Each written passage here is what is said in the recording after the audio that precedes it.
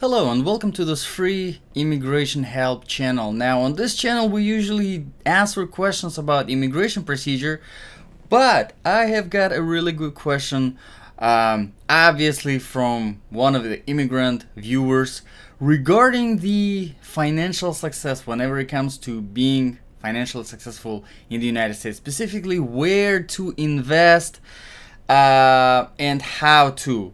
Here is the thing, I can tell you in one sentence where to invest in retirement accounts. But here's the thing, is it the right time for you to invest? Let's answer this question. So that's why I decided to prepare this video, in order to make sure that you are on the right path and not actually just investing money somewhere where you not supposed to be investing, and maybe it's not even the right time for you to invest the money. So let's start from the very beginning. So what are we going to talk about in this video? We're going to talk about the basic principles of financial success in the US.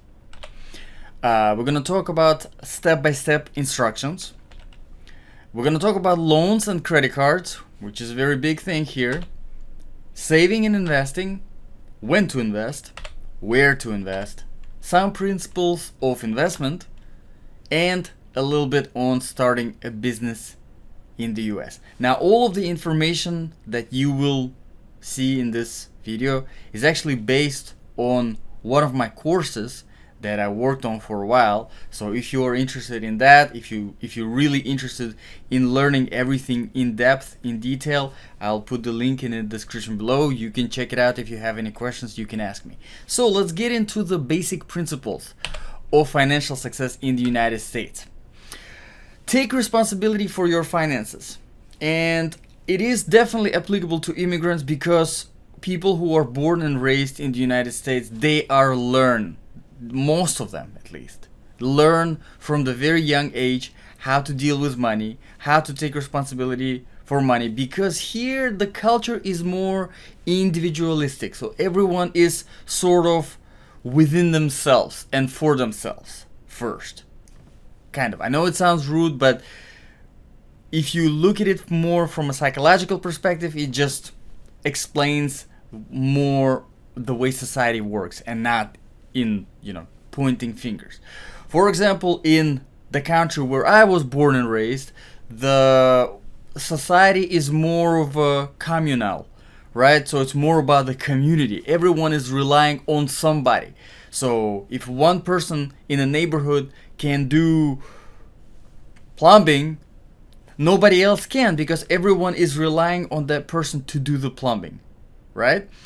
But that creates the holes, because obviously whoever that one person will not always be available, will not always be there, especially in finances. You can't really rely on someone to tell you what to do with your finances, to be there with you, to not make bad financial choices, right? So that's why whenever it comes to finances and really everything else, I spoke in general about success in the United States, and I mentioned that you have to take responsibility for your life here, for everything, every aspect of your life. Finances definitely included. You have to know everything. You have to know how the insurance companies work. You have to know how the credit cards work, how your banks work, where your banks are, what they do, what are the interest rates, what are all your accounts, where are your money going, where are your money coming from, and stuff like that. All of these things you have to know as clear as possible. And the only way to do that is to take responsibility for everything, including your finances. So that's principle number one. Do the budgeting. Again, in a lot of cultures, including the culture that I was born and raised, budgeting and talking about money is sort of a taboo in the family. A husband, wife, children sitting around the table, they don't talk about budgeting. They don't talk about money. It's just a husband that is doing all the financial decisions, who's doing everything that. It's very important. If you are moving to the United States, if you're already here, it is very, very important to do the budgeting. And in order for you to successfully do the budgeting, all the family members have to be on the same page. Husband, wife, both know what's going on, where the money are coming from, where the money are going. If you have children who are above 13, start educating them about the money as well. Bring them in. Make them part of your budgeting. Set the budget. Wife, you can only spend $200 this month on groceries. We can't afford more because it just does not work with our budget. You can't do something behind somebody's back. And it sounds bad, but in most of the cultures, women, they pass on the responsibility to a man to do all of that financial stuff. In the United States of America, it is much better. It just works way easier if everything is done together, including the budgeting. Okay, let's move on to the next one. The next one is become friends with money. And the reason why I put it here is because it's an immigrant edition. Again, in my own culture, money, they're not looked at something as good. You definitely need the money. Obviously, you definitely value the money, but it's not a good conversation. It's not a good talk. We don't sit down and talk about money. It's more of something that you don't want to talk. If you have money, you're not supposed to show that you have money and stuff like that. So if that's the culture that you grew up in, it might be a little bit hard to come around all of that, and it comes down to not taking responsibility for these specific reasons and not doing the budgeting for this specific reason because you don't look at money as something that is good. But money are good. They're part of this country's economy, and everything revolves around money. And I know it kind of sounds bad, but it's not. It's just a part of the economy. It's part of everyone's life, and if you can control the money and not money control you, you will do just great. Let's move on to the next one. Do not spend beyond your needs. Also immigrant edition, because I know by my own experience, whenever I just came to the United States, I don't know how long ago, 15 years ago, or 10 years ago, somewhere in between, it was so many different things that I have not seen in my country. And most of the things were cheaper than in my country. And I wanted to have everything. I wanted to have nice clothes. I wanted to have nice car. I couldn't dream for a long time about the car, but still, I had all of these. I want that, I want this, because you see all of these things. There are so many cool, good looking things here that you can just go to the mall, right? And you will find all of these different clothing, accessories, whatever, that are so nice and you want to have them. Especially as an immigrant, because maybe in your country you just don't have. And in my country where I grew up in, we don't have not nearly as much a variety of clothes and stuff like that. So it's very easy to look at things and want things. But you have to control yourself. You have to take responsibility for your finances, do the budgeting, and not spend beyond your needs. If you do really need a new shirt, let's say for a job, okay. But if you don't and you're just buying it because it looks good, maybe you shouldn't buy it. Do not drown yourself in debt. It also goes along with everything, because here is so easy. It's very easy to get into debt.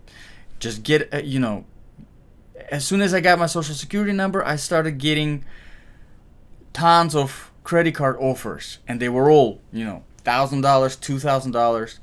And you think to yourself, as an immigrant like myself, I'm talking about myself right now. I'm not saying that you do that. I did that. I did stupid things with credit cards. I get a credit card, $2,000. I think, wow, I can spend $2,000 right now. I can go and buy something for $2,000. And then I can just pay it for the next 2 years, 3 years, 4 years, whatever. I'm not doing math. I'm not calculating anything. But I can spend $2,000 right now. I have $2,000. But reality is you don't. You don't have $2,000. You don't have $500. You don't have nothing. It's not your money. It's bank's money. And whenever you're buying a thing that would cost you $100 for cash, and you're buying it with a credit card, and you're being charged the interest, 25%, you're now paying much more for that thing than you would have. And it's not really about the interest. I know a lot of people say things about there are interest-free credit cards. Yeah, there are interest-free credit cards. It's not really about the interest. We're gonna talk about the loans and credit cards later in this video, and I'll explain more in detail why you should stay away from credit cards in general and not worry about the credit score and nothing like that. Okay, save and invest when the time is right. And like I said, when the time is right. We're gonna talk about that later as well. Set the financial goals and build up a plan how to achieve them. Now, I want to make sure that you understand the fact that financial success is intentional. You don't come to United States and you jump around from one job to another job. You jump around from one opportunity to business opportunity to another business opportunity. You accidentally succeed somewhere. You win a lottery or something and you become financially successful. And if you don't, you will not be financially successful. That's not true. Whoever tells you that, stay away from these people. You can be financially successful here in this country because this country is full of opportunities. It's full of freedoms. You can do a lot of things that you could not, for example, do in my country where I grew up. And you have much more opportunities here to be financially successful without a need to know fancy relatives, authorities. I know if you if you are an American, if you were born in the United States of America and raised in the United States, and you're watching this video right now, you're probably like, what is this guy talking about? But if you're an immigrant, you probably understand. In my country, you can't really do a business unless you have connections, So you definitely understand that. Okay, let's move on to the next one. Keep in mind, there is no get rich quick shortcut, and I kind of already mentioned that. So in case if someone offers you something, get rich quick, stay away from them. Stay away from them. You don't need that. You don't need the get rich quick. There's no point in that. Alright, so let's talk about the step-by-step to get to that financial success. It's very simple. It is very straightforward. It requires discipline. It requires responsibility. Yes, but you can do it. You can do it. So, step number 1. Save a small emergency fund. It can be $500. It can be $1,000. It can be $2,000.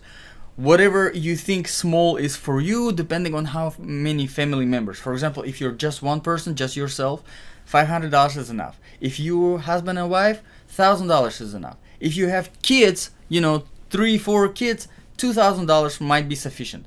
Emergency fund, meaning that, let's say your car breaks and you need to fix it. You can quickly get into the emergency fund. It's somewhere in your safe or in the savings account or on your somewhere very quickly accessible, and just pay cash for the repair. Someone gets hurt and needs medicine, you go and pay cash and okay. Now the reason you want that is because you don't want to get in debt, or you don't want to get into more debt.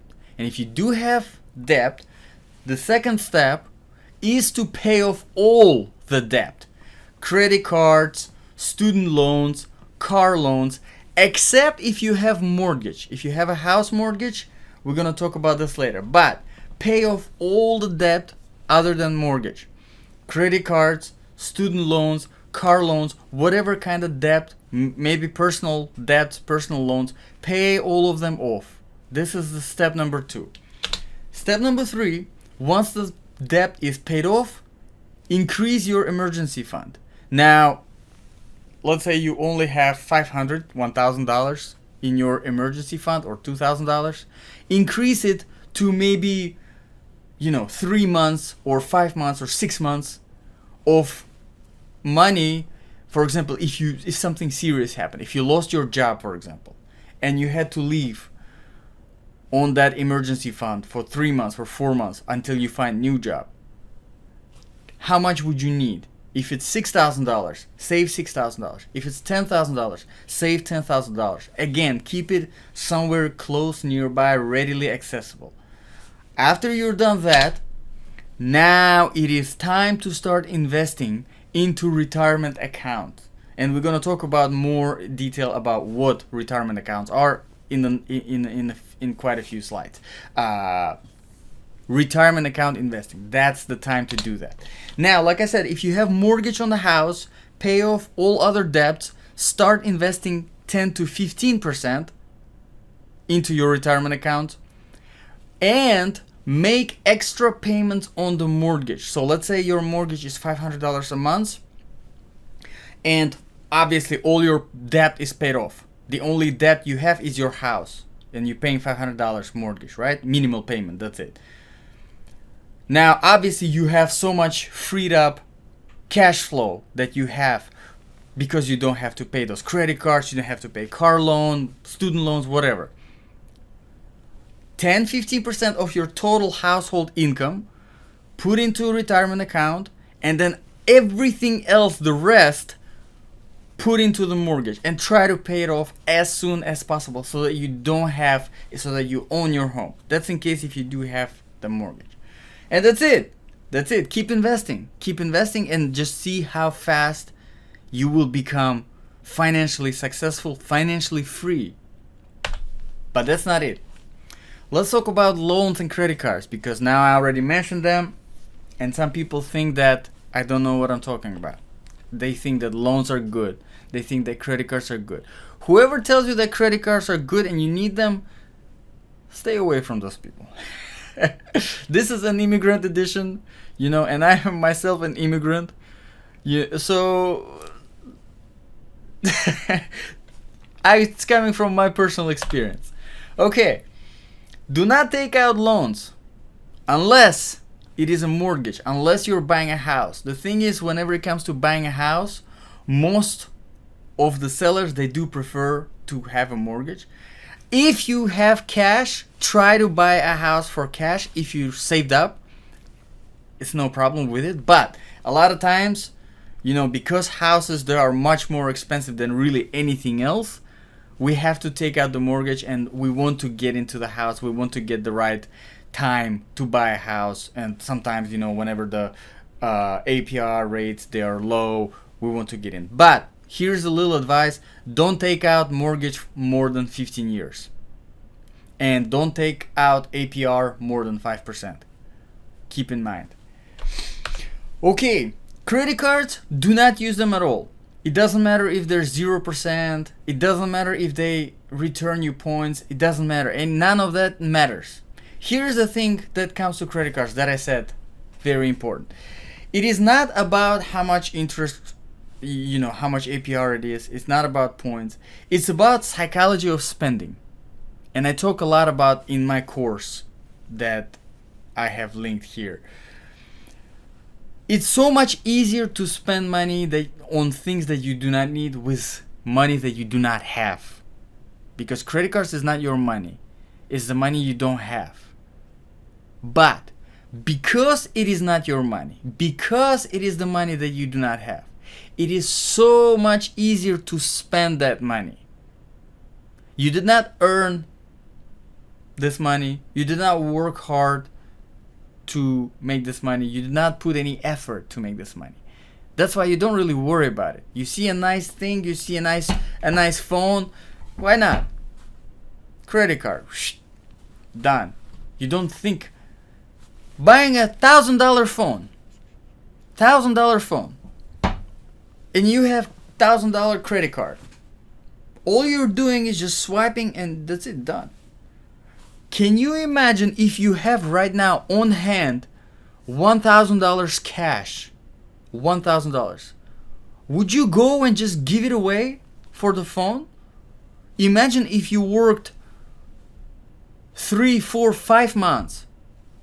Difficult job, construction job, a lot of effort to save the $1,000. Would you go and just give this cash for a phone? Probably not. And even if you would really think about it. You would really try to rationalize. Maybe that phone is really necessary for you. Maybe it can help you with your job. You will think all of these things because that's your effort you're giving away. With credit card, there is no such thing. So you really don't need it. And people who think that they're tricking the system for points, 0% APR. Credit card is one of the biggest industries in the United States. One of the biggest. They spend millions, if not billions of dollars on marketing to sell you their credit cards. They're free. They give you free credit cards. They give you all the bonuses. They give you 0 APR. Why? So you trick the system. You think you can trick them. Do not lease cars. That is another big thing. It can be very easy, and it goes both. Do not lease, do not finance cars. Don't do that. But especially do not lease cars, because lease is something that is new. In a lot of countries, there is no such thing as lease. In my country, we cannot even finance a car. You have to go and buy with cash. In my country, where I was born and raised. My country now is United States of America, but whenever I'm referring to my country, think of the country where I was born and raised. You can't lease a car, you can't finance a car. You have to save cash and you have to buy. And that's what you would do back in your country, right? So why would you lease a car here? Why would you finance a car? Just because it's there, it doesn't mean it is good. With finance cars, you will end up paying way more on something that depreciates, meaning that it loses value really quickly. So you will overpay like crazy. And with lease cars, it's pretty much the same thing, only at the end of the day, the cars are not yours and your driving time is limited. So why would you even do that? That's even worse. But here's the thing. You're saying, so what should I do? Buy a cheap car. Save some money. $1,000, you can buy a car. Want a little bit nicer car? Save a little more. $2,000, buy a car. $3,000, for $5,000 you can get a really, really good car that will not give you any problems and that you can drive for the next 5 years, 10 years without any problems. Of course, maintenance, but every car needs a maintenance. Even a brand new car, it will still need a maintenance. Do not buy brand new cars in general if you want to be financially successful, because a brand new car, once you take it out of the lot, it loses like 20% of its value. And in the first year after you started driving it, it loses up to 40%. And there is actually a special website, if you want to Google it, you can check it out, that talks about the depreciation of different cars, different models, different years. Check it out. You want to buy a brand new Cadillac, CTS, whatever, check it out. Check out, see how much this car will depreciate in a year. And you will be amazed. Why would you want to put money, your hard-earned money, into something that will lose its value? It makes no sense. Alright, again, if there are people that tell you it's okay to lease cars, stay away from those people. At the end of the day, you'll have to stay away probably from everybody. And that's what responsibility is. You are making decisions on your own. You don't tell people to, you don't let people dictate what you are doing and where you're spending your money. You are making the decision. Okay, do not take out business loans. And we will talk about a little bit about more in business, in starting a business. But you don't want to start business with loans. You don't want to take out loans in order to start business. Do not take out student loans. Now, if someone who's born and raised in the United States of America hears me say that, most of the people are going to be surprised, angry, because they probably have student loan. Because they were raised to believe that you have to take out student loan in order to go to school. It is not true. If someone is telling you that, don't listen to them. There are a lot of schools out there, community colleges, that you can get your full degree, whatever degree you want, for $10,000, $15,000 total, 2 years. And $10,000, $15,000 to pay it off cash in 2 years, it's only like $5,000, $7,500 a year. You can afford that. It's not that bad. Any kind of job you work, you can afford to pay for that school with cash. That's it. If you can afford to go to Harvard Law School, go to Harvard Law School. If you can afford to pay cash. If you win a scholarship in Harvard Law School, go to Harvard Law School. But it's not going to make you a better lawyer if you go to Harvard Law School. I can go to community college or whatever kind of law school, cheap law school, whatever I can find, and pay cash for it, and I can be a better lawyer than you are. It's not about the schools that we went to. It's about your effort, what you are doing, what you want to take away. So at the end of the day, school, you can afford nicer school, go ahead. But that's all it is. It's a nicer school. Like, for example, here not too far we have a university. It's amazing. There is their own beach in the university. Their own beach. Can you imagine? Can you imagine how many other cool things they have? Now, you can go there, you're going to get the same education as you would have gotten in a community college, but you can spend hundreds of thousands more and get the degree from there to have your own beach.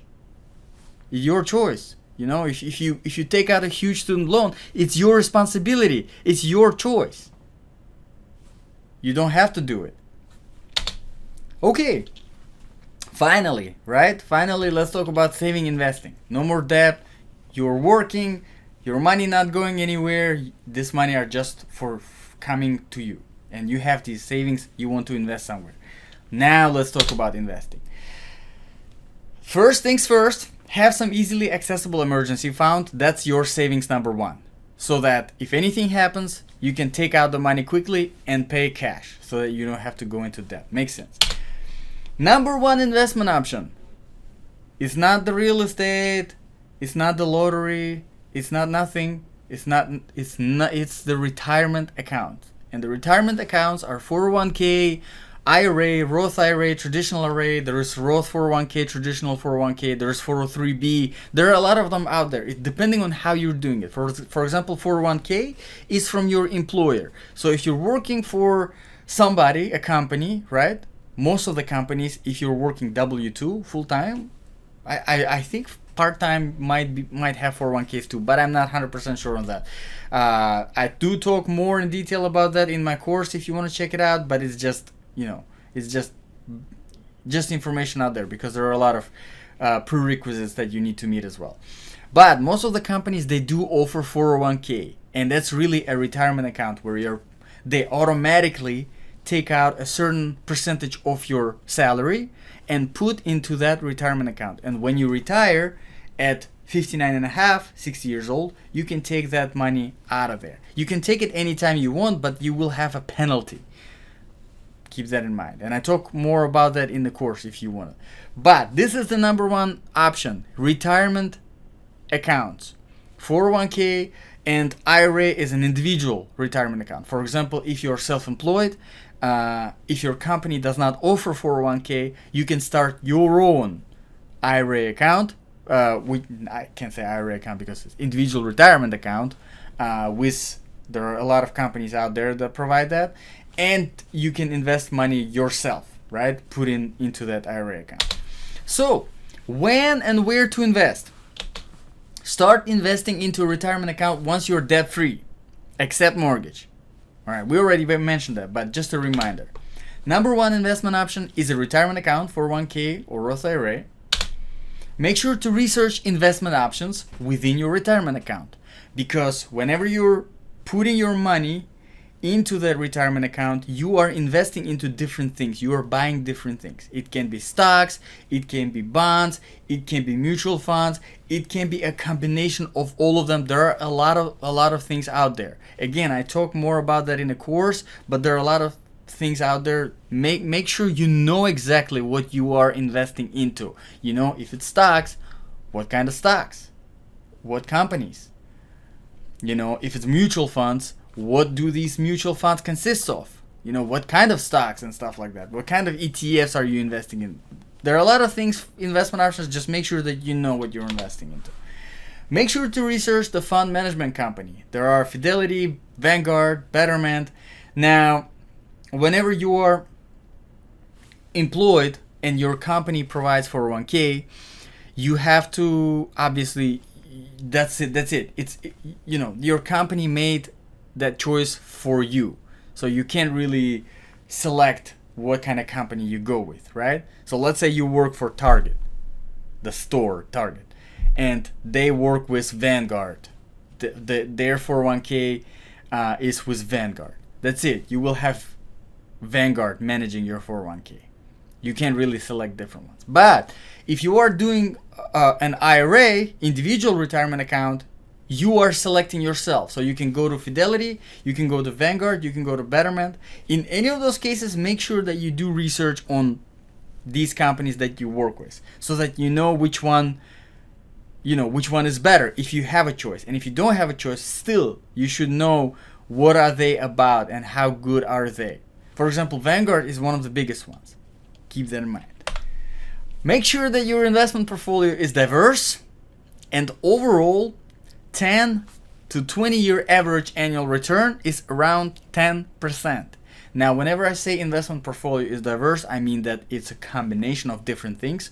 It can be a combination of different mutual funds, combination of different individual stocks, combination of stocks and bonds, combination of ETFs and bonds. Just make sure it's diverse. And whenever you start researching more, you will understand what I mean.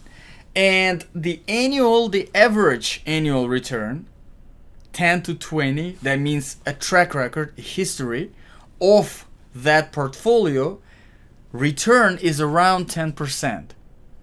And if it's 9.5, it's fine. It's fine. As long as it's not much more than that, not like 6 or 5. If it's 6 and 5, stay away from it. You don't need that. At least 10%. Most of the times it's around 10%, 11%. But sometimes I've seen there are a few good portfolios out there that are more stable, 9%. And that's one thing that you will see is usually stable is less percentage. But much more volatile is more percentage. But at the end of the day, like I said, as long as the 10, 20 year average annual return is a decent return, that's fine. Because that's how long we're planning to invest in anyway. Keep that in mind. And one thing, do not make withdrawals from your retirement account. No matter what, whatever it is. Because, first of all, you will be charged early withdrawal penalty, which I believe is about 10% of your withdrawal. 10%. And you will be charged a tax, an income tax. Now, not on all of the accounts. Some of the accounts are pre-tax, like Roth IRA, so you will not be charged a tax on that. But a 401k, most of the times it is traditional 401k. So whenever you're investing, you're not paying tax on that money. But whenever you're taking it out, the tax is being charged. And tax, depending on which bracket you're in, depending on your income, it can be up to 20-25%. So 10% plus 20-25%, 30-35%. That's a lot of money you're losing. You don't want to do that. And I've seen that people making that mistake a lot of times. They put money into their 401k and then market drops and they get scared and then they take out the money and then they lose. And now they're really at loss. They've lost money. Whenever market drops all the time and it goes up all the time. As long as this portfolio is 10-20 years average is growing 10%, it doesn't matter if it drops today and because it will rise tomorrow again. Okay. Let me quickly give you, this is probably the slide that you want to pay attention to, the main thing to make my argument crystal clear. Let's talk about the retirement account potential, because still you're thinking, only 10%, only this and that, what am I gonna do? I'd rather have this money right now, why would I spend? Okay. Let's take simple Roth IRA account. Roth IRA account is individual retirement account. Roth means that you're putting money in there after the taxes. So let's say you made $50,000 a year. You put $5,000 into your Roth IRA.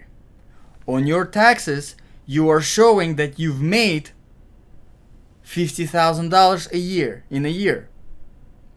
Now with traditional 401k, for example, if you put $5,000 in your 401k, traditional 401k, you will show on your tax return that you made $45,000, not $50,000, because it's pre-tax money. They also do have Roth 401k, which I do recommend instead of traditional. It's better option, I think personally. Sometimes there are cases where traditional is better, but most of the times Roth is better. But anyway, in this example, let's take a simple Roth IRA account. It's just a Roth IRA account.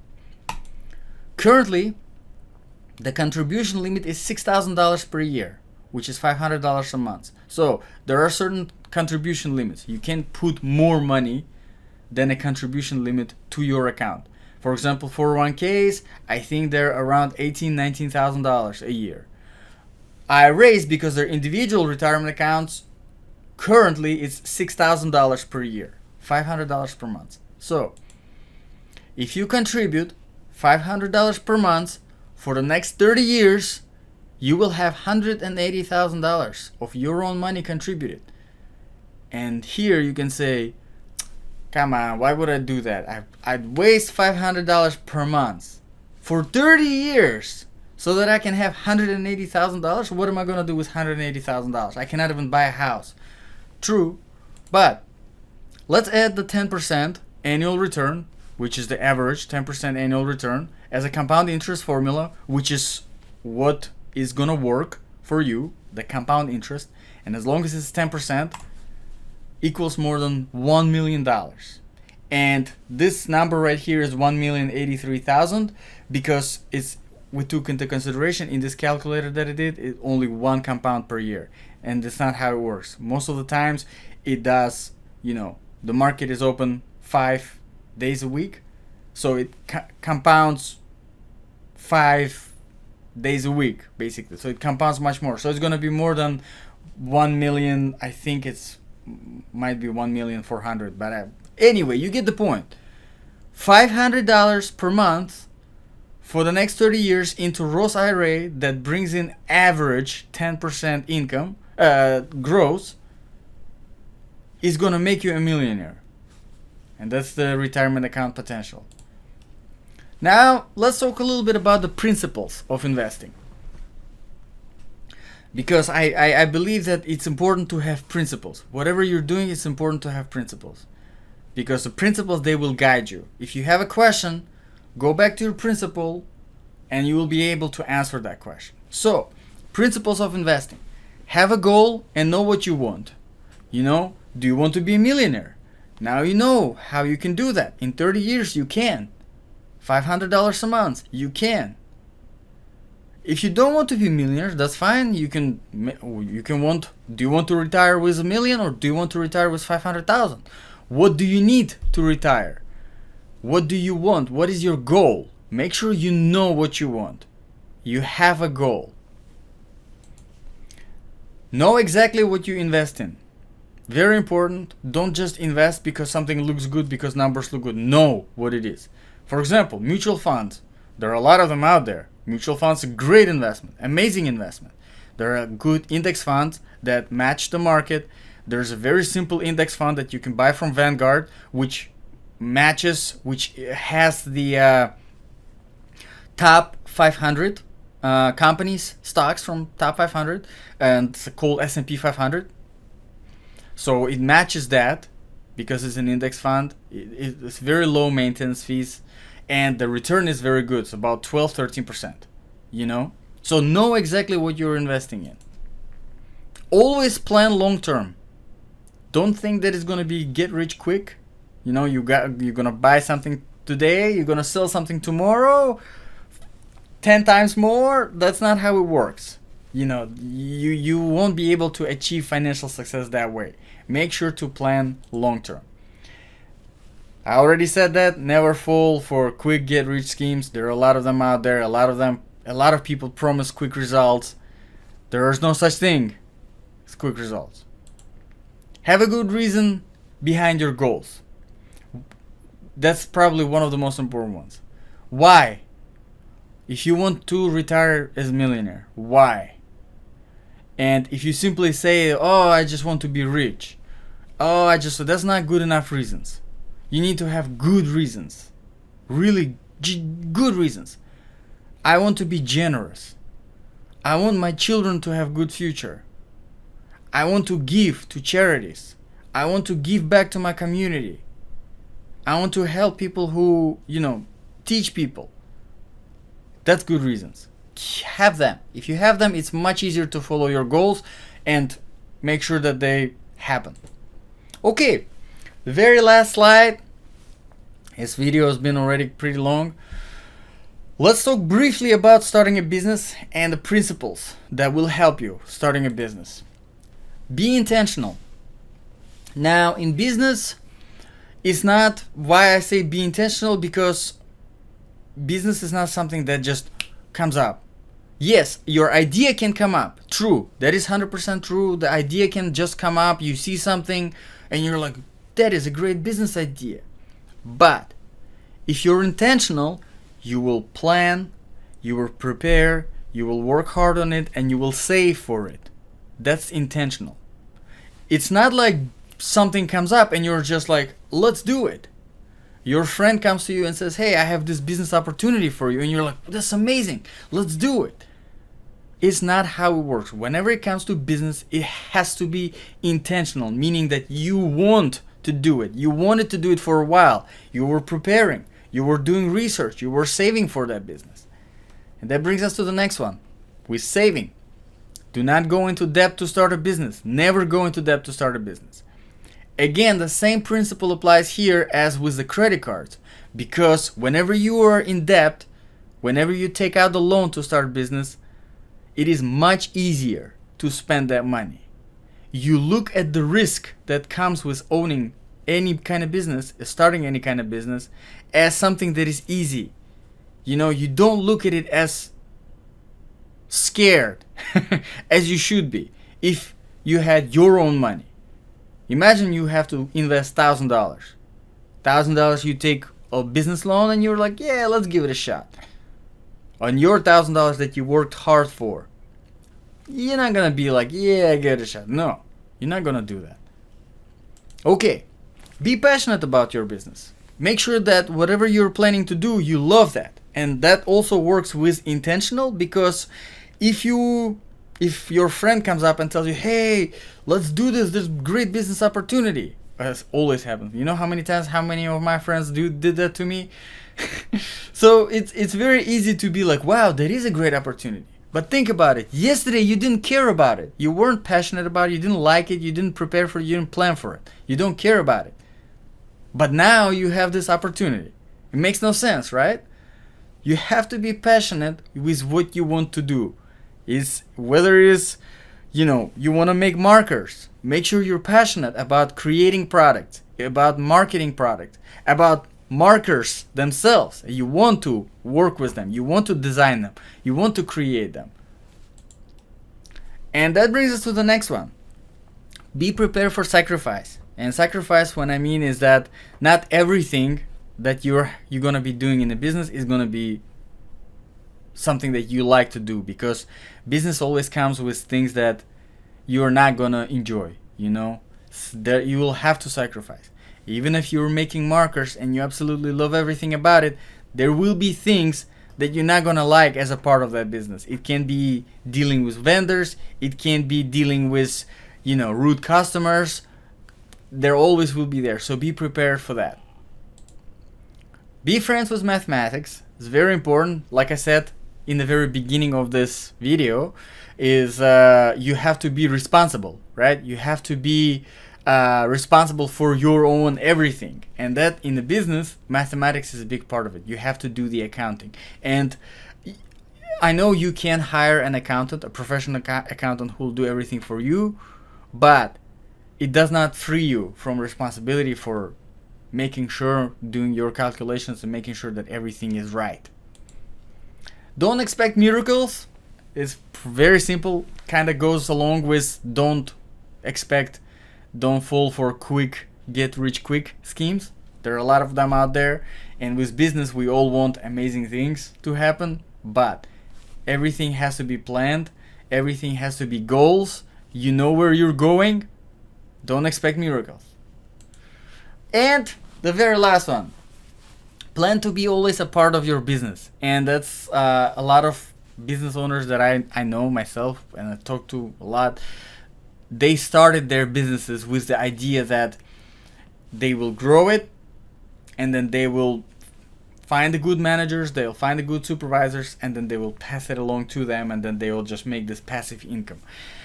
That's not how it works. If you want to make sure your business is running and everything is good and everything is in order, you always have to be part of it.